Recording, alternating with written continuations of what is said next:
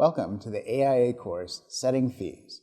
This course analyzes an approach to setting fees based on risk, value, and effort.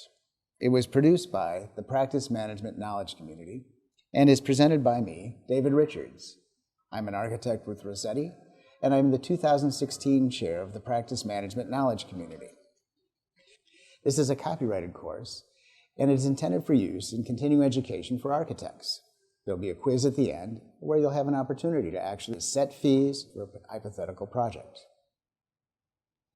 In 1972 and 1990, the AIA settled antitrust suits with the U.S. Department of Justice that ended the adaptation of policies dictating pricing practices to its members.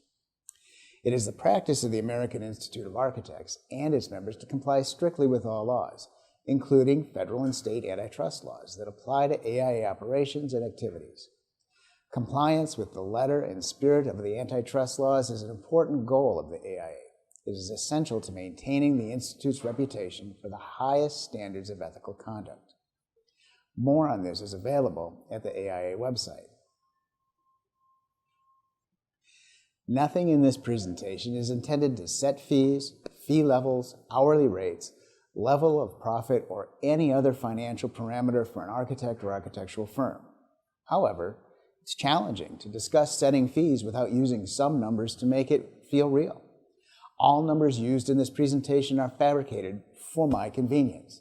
I've used round numbers to make it easy for me to do the math in my head. These numbers do not reflect the reality of my practice. They are not recommended numbers, and occasionally I hope they'll seem ridiculous to the viewer.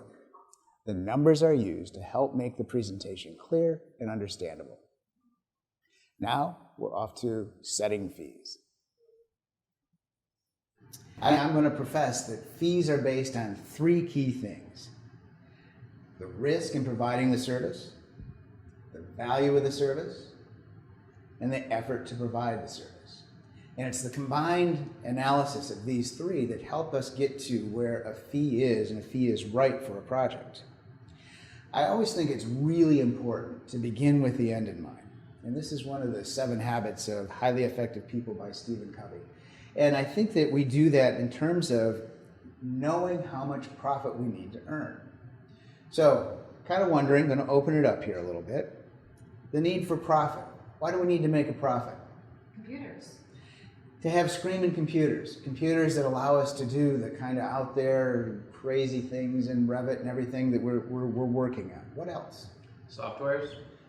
The software that supports it, that makes those computers work, absolutely. Technology like 3D printers? 3D printers, laser cutters, things that allow us to really begin to explore and show the nature of what we're designing, absolutely. R&D efforts? R&D, to take us beyond, where architecture is today, absolutely, yes.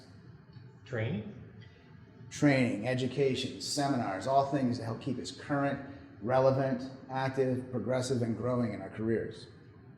For office functions? Yeah, it should be fun. It should be serious fun, right? So it should be fun. We should have outings, the kind of things where we've gone off to some of our new projects, whether they've been in Daytona or in Boston, where we're taking big bunches of people out to see our work and to truly experience it. Yeah, that, outings, parties, ball games, all those things that make it fun to work here. Employee bonuses? Bonuses. It's nice at the end of the year, isn't it, to have a little bit of something? So if all of our planning for profits and everything works out, we should have a little something, a little reward for everyone. So it is important to make a profit, and there's a reason. And part of the reason I talk about this in the first place is when I started my career, you couldn't even use the word. People were offended that an architect would make a profit. Architects were offended that an architect would try to make a profit. And yet, we are doing stuff that's cutting edge design, that's out there, that is very artistic, but on the other hand, it is a business. And businesses need that profit to grow and prosper and to continue. So that's part of why we talk about it a little bit. So we need that profit. Every firm should plan its own profit. You should know that level. You should have a number, a target number, and you should structure your projects accordingly. Also, in setting any fee, you have to understand the scope. So you have to work with the client to develop a common understanding. So there should be an effort to develop commonly held expectations so that the client and you both are on the same page. You understand the scope of work in the agreement. They understand the services, that both of you are very, very clear. It's important to take the time, talk to the clients, have everyone understanding the same thing. So with the knowledge of how much profit you want to make and the scope clearly understood by all, clearly defined, clearly expressed in the agreement, then let's start talking about those three things. First off, we'll talk risk. So risks, who can name, what do you think of some risks? Client. Client, okay. Project delivery? Delivery can be a risk, yep, that's a row, yep. Project specific risks? Project specific, sure, Schedule. yeah, Cost? always. Excellent. So, I think that when you consider the risk, it's important to, as you plan your fee, you mitigate the risk when setting the fee. So you consider what the risks are and you decide. I mean, some things you'll determine that the way to mitigate the risk is to add fee. Sometimes it's alerting the client to the fact that you may need, the client, a situation may occur where the client needs to spend more money. And if you can notify them in advance, that's something they can prepare for. And it's not necessarily part of the fee, but if it comes up, they're going to pay for it. And some of it is just knowing and planning. It's simply being aware of some of these things can help you structure the project and your process so that you can take care of it and mitigate the risk in just the ongoing efforts of the project. So you can include fees to cover the risk, and really working to make a risk worth the reward worth the risk, excuse me. Like I said, include alternate fees to be implemented in the event the risk is encountered, and if needed, additional service. So the client, one thing clearly about clients, when you talk about risk, is, as it says, the ability to pay. So you'd like it when the client is able to pay you. We're fortunate, 80–90% of our work is repeat clients. So the clients we're working with often are clients we've done business with for a long time. But we do get new clients. And when we get a new client, somebody that we don't know, we're asking for a retainer. And that's one of the things we do to mitigate that risk. We'll ask for upfront money. We generally ask for enough money to pay us until the client would have paid us. So if it's a big project and there's a lot of ongoing payments, we're going to just look ahead to the first couple of payments. We have done things on smaller projects where there's a down payment, and then we'll ask that client when we're complete, if you want our documentation, then you pay us and we'll give you the documents. So we'll work out special payment arrangements. There are a number of things like that you can do to, again, mitigate that risk. What else? So another one would be the ability to afford the dream. And this is another level of payment issue with the client. A lot of times, clients come to us and they want this. We all do. But they only got money for this. And working through that, that's something that can absolutely be a risk, because it can take us more and more iterations. We can do things over and over and over again, getting the project to the point where the client is either adding money and or we're taking the scope down so that they can finally afford it. So that's one of the keys, and a client that is dreaming beyond their means is a risk, and you can oftentimes see that in the proposal request. Decision making. A client that can't make a decision or won't make a decision or changes decisions, if you can determine that early on, sometimes we know that from our existing clients, that you'll never ever get an approval. You'll never get that final okay, and it can make things challenging. So that's one thing to consider in mitigating it. If you need additional review times or all, you may begin to build those into your fee. A client that doesn't understand the process. may take more of your time in helping them understand and coaching them through the process, how it works, and how we go about what we do and how we deliver things. So that extra time can be something that is something to take care of or to include in the fee again. So those are some of the client-related items. Project delivery can also be, again, something that has exposures to it. This one, project delivery, fast track. If we have to go fast track on a project that we're not planning on, it's a lot of extra packages, and it means extra work and extra effort and extra monitoring of drawings. It can mean that we'll have people working in multiple phases at the same time. It can mean, just again, a lot of extra effort on our part. So it's good to know that that's how the delivery is going to be. Design build has its own peculiarities, can be an issue, as can just traditional design bid build. So it's important to understand, if you can, how that project is going to be delivered so that you can plan for that in your building of a fee. Some project-specific things can be the public approval process. There's a local community here that I can guarantee you 6 resubmissions to the building department every single time. It's going to happen. And they'll want more calcs and more of everything. If you know it, plan for it. It can be, it's something that's easily done, easily monitored and taken care of. Site itself, if there's rock on a site, if there are special site conditions, wetlands, other things, can be conditions that you can identify early on and know and begin to allow for. Some of these site conditions are the kinds of things that you might notify the client early on that this is a potential issue. We may have to mitigate wetlands to get this to work. And if we do, it's a whole process. And the last time I went through it, it cost about this much. And as we get into it, we can define what it is for you, but we'll try to avoid it, but it may come up.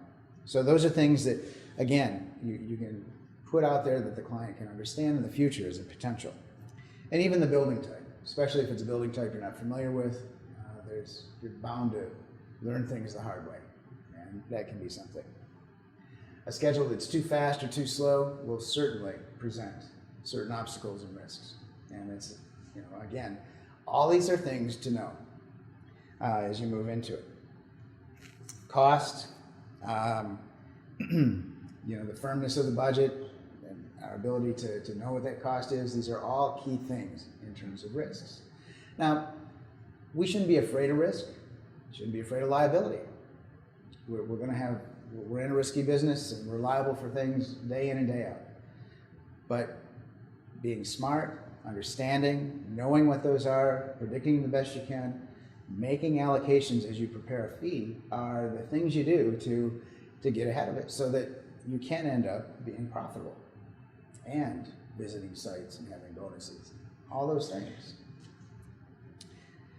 Value. So value is an interesting sort of thing. Frank Stasiowski, PSMJ, wrote a book, Impact 2020, 10 Giant Forces Now Colliding to Shake How We Practice Design in the Future. And in it, he makes a comment, and I just think he goes on quite a while about it, and it's strong stuff. We're selling ourselves short if we're selling hours. That's not what we're selling. We're not selling an hour, we're selling our intellectual property. We're selling what we know. We're selling our expertise. So there's a lot more to it. Firms that charge on an hourly basis generally don't make the kinds of profits, the kind of money that firms working on a stipulated sum do. Stipulated sum fees are generally a more profitable sort of thing. So the principles of the value are simple. And firms that are the best in an area or offer unique services will have clients that will pay a premium for it. We're in a niche. We've got a deep expertise in the kinds of buildings we do, and we get paid for that. People come to us because they want us to to develop their buildings and do for them what we've done in the past in other places.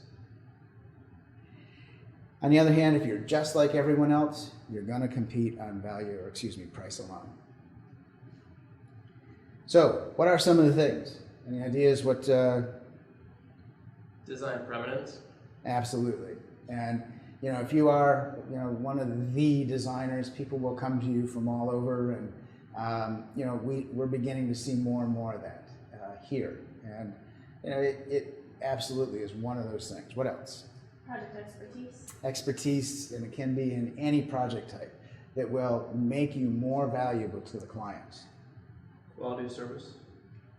Quality of service, a reputation for projects that are on time, on budget, that meet the client's expectations without a doubt. What else? Project leadership.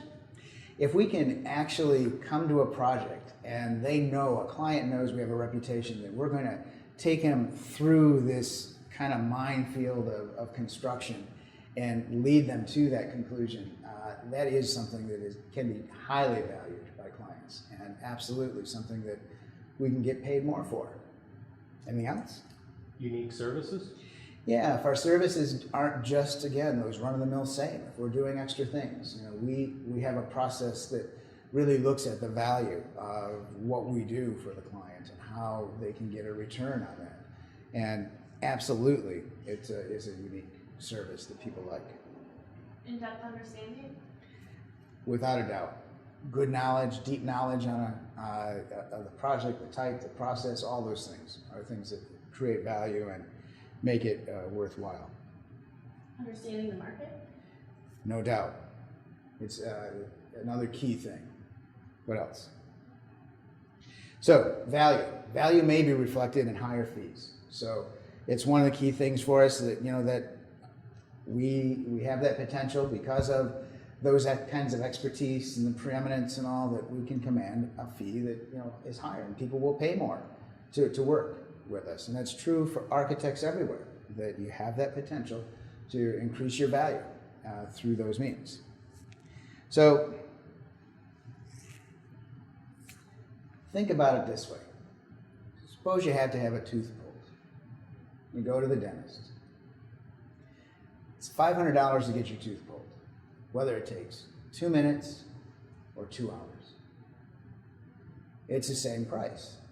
You're paying for that service, that knowledge, that expertise that allows the tooth to come out safely and successfully and hopefully painlessly. You're paying for that. Now, frankly, I'd pay more for the 2 minutes than the 2 hours, but that point remains the same. And it's that really is kind of a way to focus it. And Frank Stasiowski used this story in his explanation in his book, and to me it was really striking home that, you know, you're paying for the service, not for the time it took to do it. So effort. Let's think about effort for a little bit. I propose and profess, I guess, that we have a process that we talk about how we build a fee 3 ways. And I think it's important. I always call it bottom up, top down, and staff level analysis. What I like to do is view the project from 3 points of view, trying to work them all together. And I know when I get them all pretty close to one another that I'm starting to get into the right fee. And each one of these, I'm going to begin to take what I've thought about value, what I've thought about risk, and work those into so that I'm acknowledging them as I build the fee. So this is how I would go about building it. So bottom up. Anybody know what that is? Springing it on you a little bit. So this is really where we take a specific list of tasks and we try to look at the project in extreme detail to understand every step of the way. So every phase, all the tasks, everything that's going to go into providing this service. Now, this is a really good way to really end up with a much higher fee. Usually experience and knowledge is going to, you'll know too much and your fee may end up a little bit high from this method. But you do your best effort to understand what are all the deliverables, what's the process, how many meetings, You know, this is where if I have identified risks that I want to mitigate with costs, I'm going to build those into the fee. If I find that there are risks that are going to take me more time, I would be building those into the fee. And so this is a way of just building it all up. So you start not knowing much of anything, but I'm going to do schematic design. I'm going to offer whatever, maybe it's three iterations, but so I'm going to build the fee up on an analysis of tasks. And, you know, it may be easiest to think of this in the construction document phase, because I have always developed a document list, a list of drawings. I've always assigned hours to those drawings and added that all up and got a really good sense of how long it's going to take to develop the documents, which tend to be about 40% of a fee. And from that, I can go and build the rest of the fee. It's important that, you know, you think about that, it's pretty easy. Schematic design gets to be a little bit more of a challenge sometimes when you're trying to build that fee. So schematic design, you know, you're going to develop various iterations and various go-throughs, and it's not always cut and dried that, you know, the client is going to go through in 3 meetings and end up with an approved design. So, you know, sometimes we'll actually do that concept studies and preliminary studies on an hourly basis to get to the point where we all understand the project, and from there we'll be able to set a stipulated sum fee. But on smaller things, it's pretty easy to set that list of tasks and know that we've got to develop a plan, we've got to develop an elevation, a section, a site plan, and assign hours and to that to be able to build that fee up. It's important to include things like meetings, checking, project management. All of those are important pieces and parts in the project.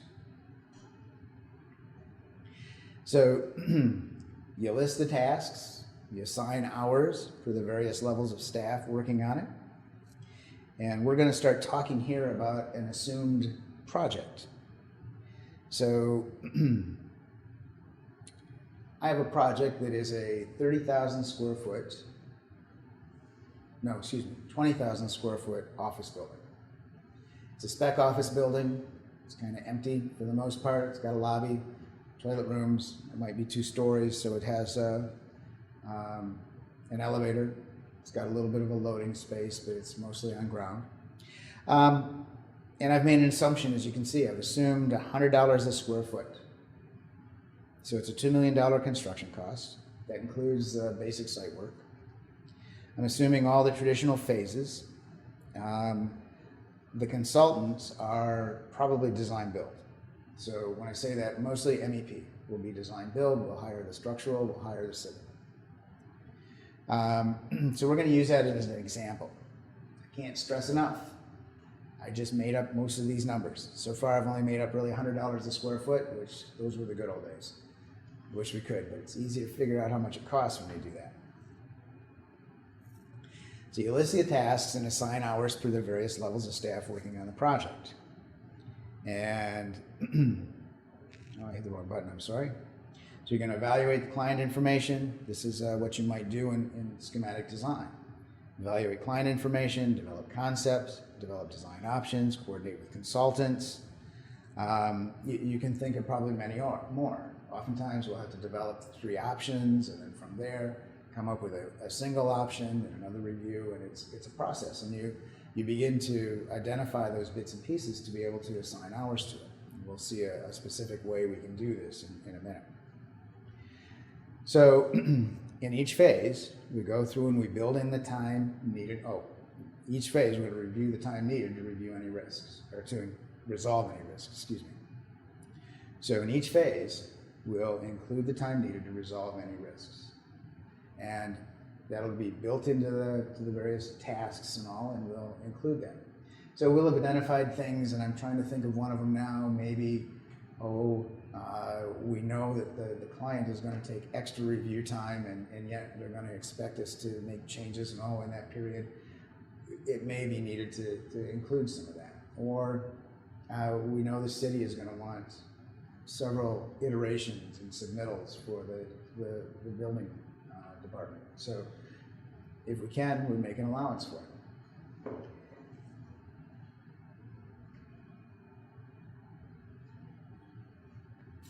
Top down is a notion where you've done these projects before, you got a good idea of where it will be. So you may know walking in that a $2 million spec office building that you're going to do it for a certain percentage. And if you do it for that and you bring it down, you start looking at how all that money gets distributed, you can predict from the top where it's going to be and how long you'll have to do it and just all of that. So it's a history-based and market knowledge-based kind of analysis where you truly do know what the final fee will be.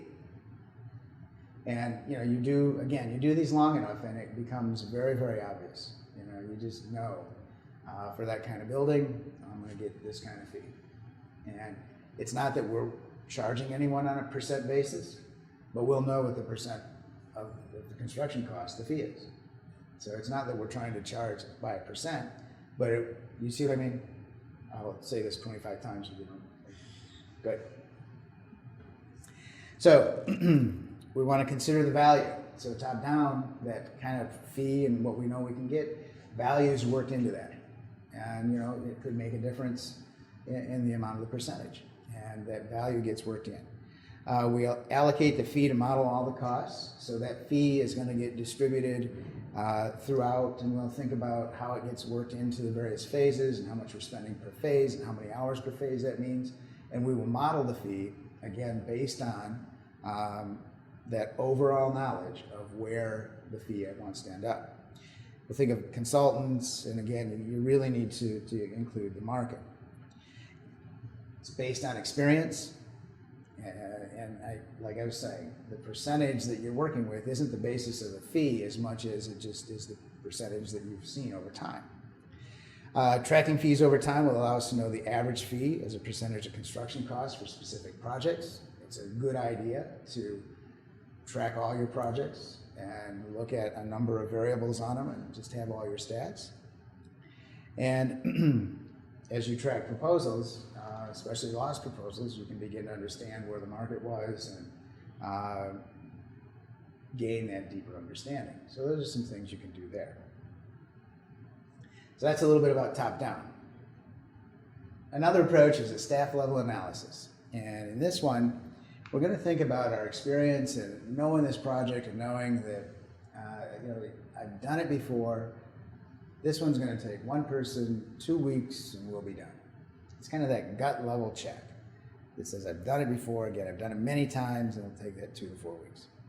And you do that on each phase. And over time, you begin to build up a feel. And you've watched your projects, and you've known what it takes, and you know, again, the number of folks that will be involved over what period of time.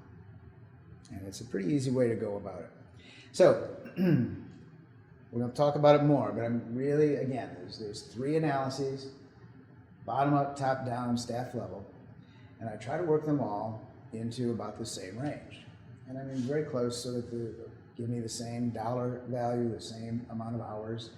And when that happens, I realize that that is where the fee should be. It's not uncommon when you build it bottom up, the fee gets to be really high because you've thrown everything in.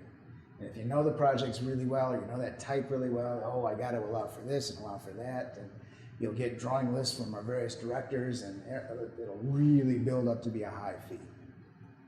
And then you'll have the principals come in and they'll look at it from the top down and say, we can do it for this percent. And you add that all up, and gee, that's half of the fee if we, what we think the effort will be. And then staff level, who knows, comes by, and it's another number. So it's that process of working them all into about the same place is how you really work the fee to the point it needs to be.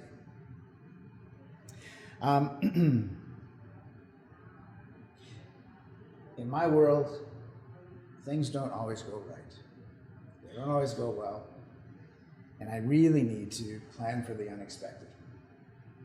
And know that even the best laid plans often go astray. We've talked about risk, we've talked about some of the things that can go wrong. There's uncertainty everywhere. And I use contingencies in my planning to ensure that I'll be profitable even when those things happen. So I build them into the fee, and I use 3 contingencies. One is a contingency that I plan to spend. And when I do my bottom-up analysis, I build in a contingency of hours. And that contingency of hours is hours that I know I'm going to spend. I don't know where, but I know I'm going to spend it. Things aren't going to go exactly per my plan, and I've made that allowance. One is to never spend. So I've gone through and I've decided way early on, you remember, we talked about how much profit. And I determine a minimum acceptable profit on a project. And I put that into, I take that profit first and put it aside. And with that profit, it's one that's a contingency, so to speak, that I plan to never spend. And the other one is a profit that I use if I need it. So that profit is, or not profit, excuse me, a contingency that's there that if I need it. And you know, something comes up, I need to spend some money on who knows what, whether it's more consultant work or more effort on my part, that's where I use that. So there are 3 contingencies. I've said it before, I'm saying it again here, that's my process is work bottom up, top down, and staff level to about the same fee, and that's when you know the fee is about right. You need to know the value of the services can exceed the cost of providing the service. If you are a preeminent designer, if you have special building knowledge, if you can provide the leadership to get something done, your fee may be higher than the cost of providing it. Okay, we're going to take a look at a sample project. We've been thinking about a kind of a sample project, and I'd like you all to take a few minutes to work through what you think the fee might be. So I'd like you to build it up, think about your tasks, the hours, and spread those around, and then we'll talk about it. So thinking of top down. Now our project again is a 20,000 square foot spec office building. Curious, top down, where did you guys end up? $6 million. 6 million? I'm sorry, for Construction costs. construction costs? Construction cost for 10 million. 10? 8.5. 5.5. Yeah, so 6,125,000. so we're all over. It's probably, all those numbers are, you just don't know, right? And in different markets, it can be right on. And how about your fees? 9% of construction value. 9%. Nice. I love it. Anybody? 7.5. 7.5. 8. 9.25. So the market, who knows what the market will bear? If you're expert at this and doing the absolutely out there design, maybe. But those fees, the whole point is that you've used that fee and the construction value to come up with what you think, that percentage and the construction value to think what the fee might be. So again, we're talking numbers, these are all hypotheticals, and some of these are out there a little bit. If anybody was to truly get into this in detail, they realize you're probably doing a different building than one in my example, but that's okay, because we needed to make the numbers odd. Okay, so again, it's a simple thing. You've got a construction cost and a percent. Where was your fee, your gross fee? 555,000. Nice. 450. 450. 600. 635. 475. 550. So I'm going to hire him. No. Excellent. So you've done that and you've allocated that to various phases. Thinking about that fee and where you're at, one thing is that I believe you had consultants. So I'm curious, when you came down to a net fee, after you backed out all your consultant teams and you did all that, where did you end up with net fee for the architect? 280,000. 280, Mine with contingency was 455. 455. 335,000. Mm-hmm. 267. 353,000. 240,000. Yeah. So the process works out in this one in particular, the way you guys did it, you you came down to a fee, you then backed out the consultants, and you came to where you thought you would end up with, again, a net fee for the architect. Based on that net fee, you have gone through, and you've also been looking at then building it up. And I guess I'm curious, if you have your task list here, what kind of tasks do you have in schematic design? Kickoff, Yep, session with the client. good. Then maybe sketch some concepts from that meeting and go back and review things again and then present maybe a final 3 concepts to the client, then make any changes again, and then try to get the client to accept one design.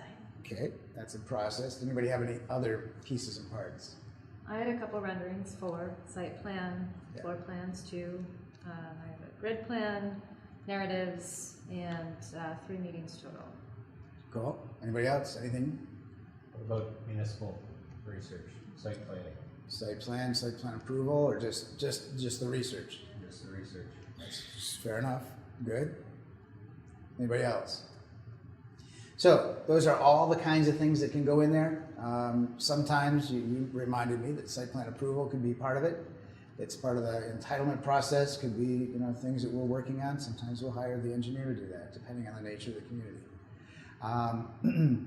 But you build that list, and as you continue building these lists, I always use those lists then when I'm projecting my percent complete on a monthly basis. I'm looking at that list of items, determining what percent complete each one of those is, and determining the value of it. And that is the amount that I invoice the client. So this kind of thing that we're using to set a fee and get a job, I use eventually to monitor and control the job. And that's what project managers do. And it helps with invoicing. Curious about, let's say DD, if anybody had anything unique. Clearly there's drawings, there's specs. Anybody? I have a drawing list, Excellent. comprehensive, 40 total. 40 drawings? Mm-hmm. Excellent. You can build a building out of the 40 drawings. I love it. That's great. Sorry. That's okay. Anybody else? Anything unique on your list for DD? Code review? Yep, absolutely.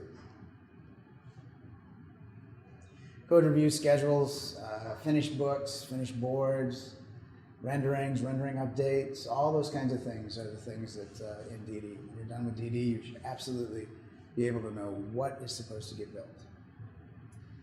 So then, what about staff level analysis? I'm kind of curious. Let's take CD phase. How long and how many people? What would you come up with? I had 9 weeks, 2 people. 12 weeks with 2.5 people, 12 weeks and 3 people. and 5 weeks with 6 people. 8 weeks with 2.5 people? Yeah. 10 weeks with 2 people. So, you've done the analysis, you've looked it through. This is that gut level sort of thing, thinking about, how long it would take. And every place is different. Every project, every building. So, every firm, everyone's different in how it might go. We're going to take a look right now then at, this is a version that I've come up with that I went through and did the top down, the bottom up, and the staff level analysis. I think I might have been dealing with a slightly smaller building. I was certainly much cheaper. But that's all good. And that's the point, is that the point is doing this analysis to come to where you think you should be. So I think it was a good exercise. So let's give some thought to a project. Sample project, the one I mentioned earlier. It's a 20,000 square foot small commercial office building, and described it as a spec office. I established a budget of $100 a square foot, which is about a $2 million construction cost. And on this one, I elected to go with a fee that as a basis of construction cost. If I'm doing top-down kind of modeling, I just chose 3.5%. Can't stress enough. All of my numbers are made up. 3.5% is kind of crazy in a lot of ways, but it's a number. I chose it because, again, I can do that math in my head.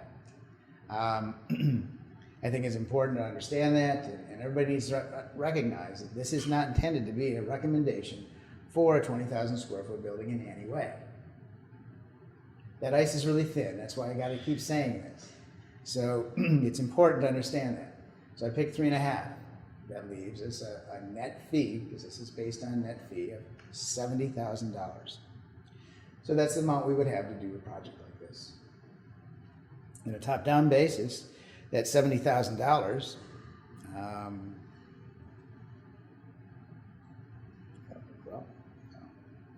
that $70,000 breaks down per phase in about like this, and it ends up that I start out, and if my average hourly rate, if it were 140, I picked a number, it would be about 500 hours.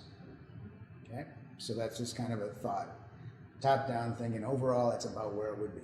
So I started out first thing by taking an average hourly rate. Everyone's hourly rate varies. This is not a recommended hourly rate.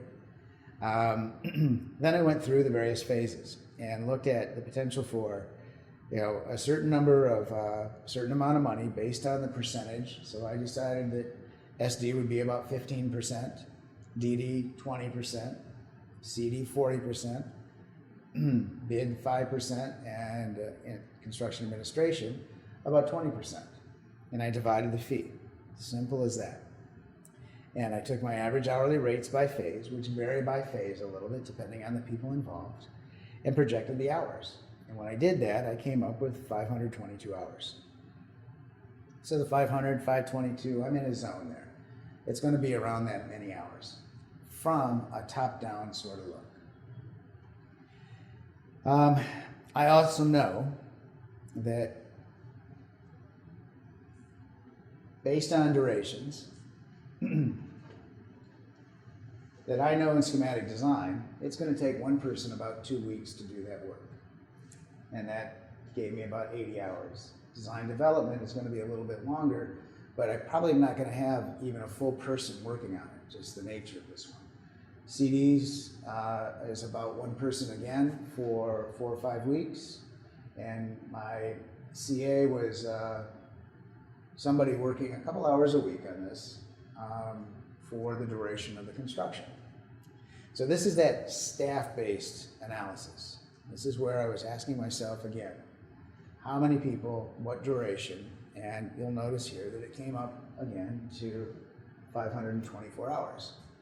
And so those two are working out pretty good. I thought that was working well in my approach to this. So, oops, not wanting to work there. So then I started looking at it by phase and kind of curious. This is a schematic design.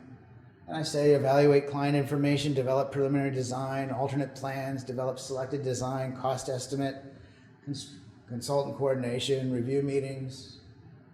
Anything else? What did I miss? You guys got any ideas? So everyone's list is probably going to be different, and it's just a matter of trying to go through and think about all the steps and phases. The numbers of meetings, just what all is going to be involved. And I then began dividing it by various folks on the team, the project manager, the design lead, the technical lead, and so on, to develop those hours. And those hours then spread, and I come over and I've got about an unknown number of hours for schematic, there it is, 80 hours for schematic design. Design development came up to about 100 hours, 97 CDs, 204. This is backed up with an actual drawing list. I just put the drawings and schedules in a single line on this particular chart. Review and checking, bids, construction administration, and it came up to close to that same number of hours. So I worked this one out so that based on all the tasks I could identify, it came out and it was about that same 500 hours. And the fee, as it was projected, because I had hourly rates for all the various, at the various levels, you can see them all here. put an hourly rate at every level, and then as it worked out, I took their hours and multiplied it across, and it came up to just under, as you saw, just under $70,000.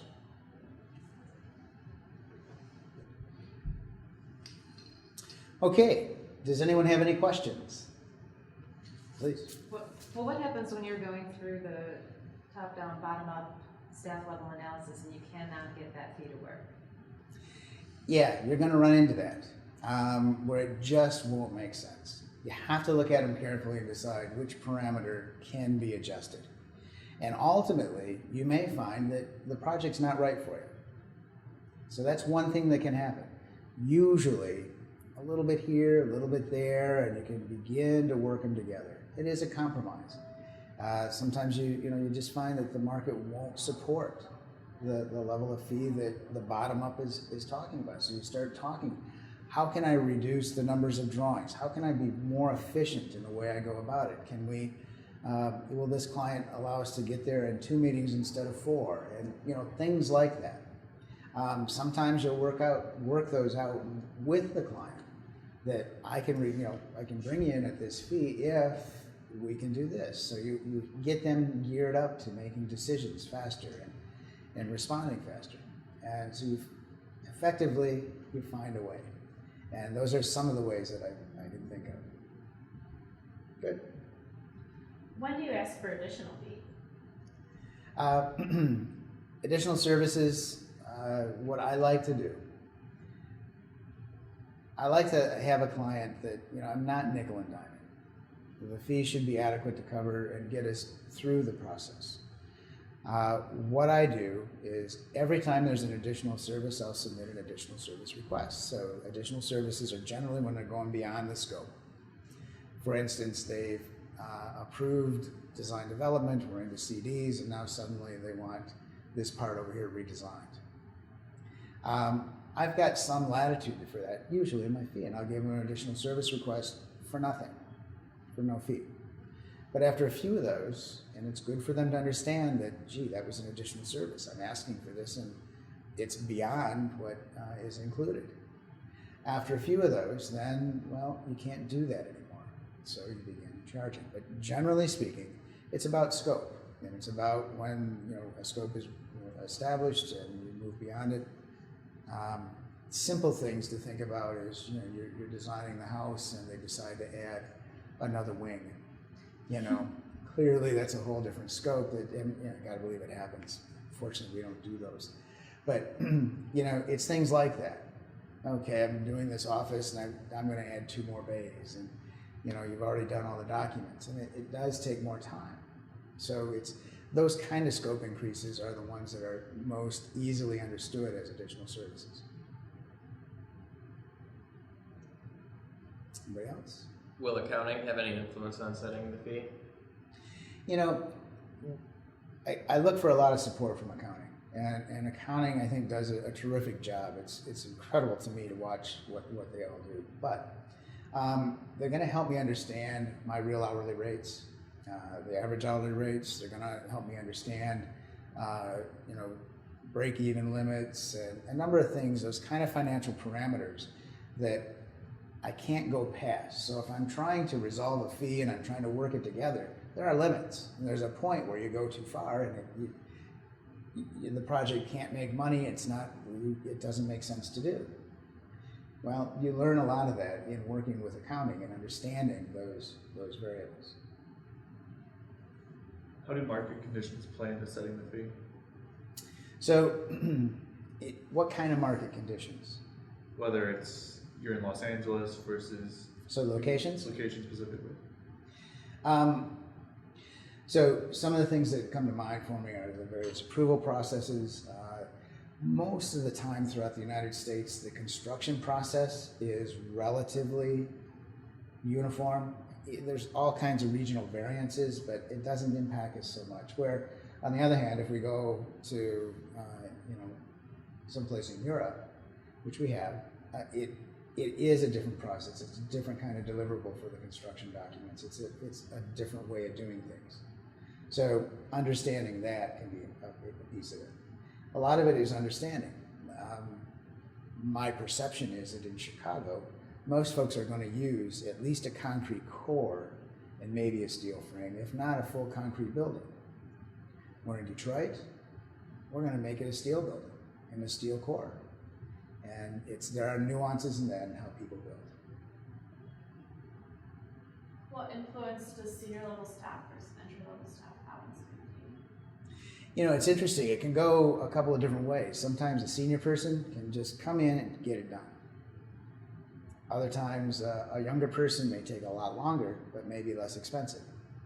Oftentimes, as I'm monitoring a project, if I find that I'm not achieving a percentage of completion that's on a par with my percentage of how much I've spent, so I haven't earned as much as I've spent to get there, I'll think about putting senior staff on to give the project a boost.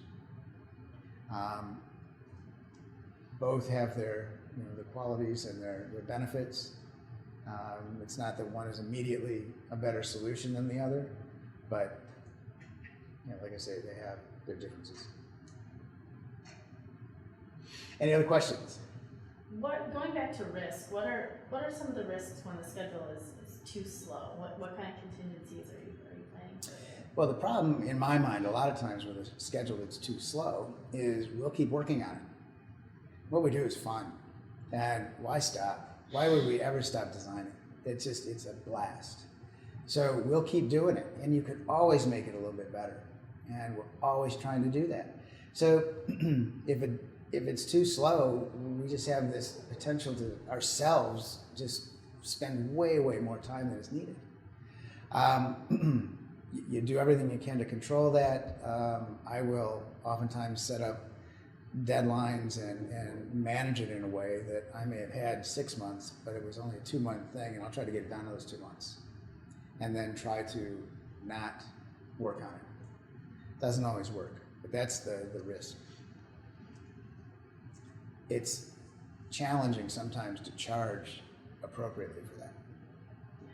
Yeah. What helps you determine when a risk is too severe?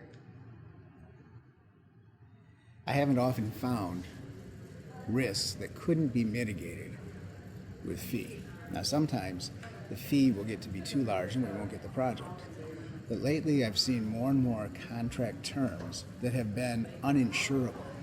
And that has been a cause for us to decline to participate in a project.